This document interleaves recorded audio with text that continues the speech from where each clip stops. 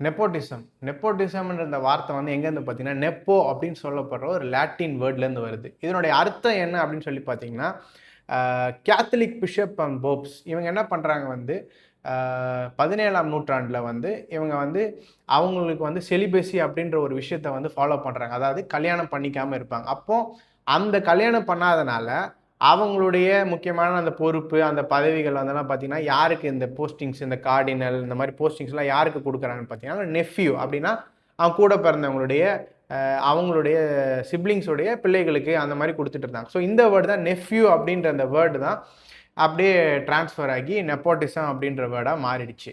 இப்ப இந்தியால வந்து பார்த்தீங்கன்னா, இந்த வேர்டு வந்து எப்படிலாம் இருக்குன்னு பார்த்தீங்கன்னா, வாரிசு அரசியல் அப்படின்னு சொல்லுவாங்க. குடும்ப அரசியல்னு சொல்லுவாங்க. ஹிந்தில வந்து பார்த்தீங்கன்னா, வன்ஷாவாத் அப்படின்னா டைனாசிட்டி ஆர் ஃபேமிலி ரூல். அதே மாரி பரிவார்வாத் அப்படின்னா வந்து ஃபேமிலியிசம் அப்படின்னு சொல்லி, இப்படி இந்தியால வந்து இந்த நெப்போட்டிசம் அப்படின்னு சொல்லப்படுற விதத்த, இந்த பல விதத்துல இந்த இந்தியால இத கூப்பிட்டுட்டே இருக்காங்க.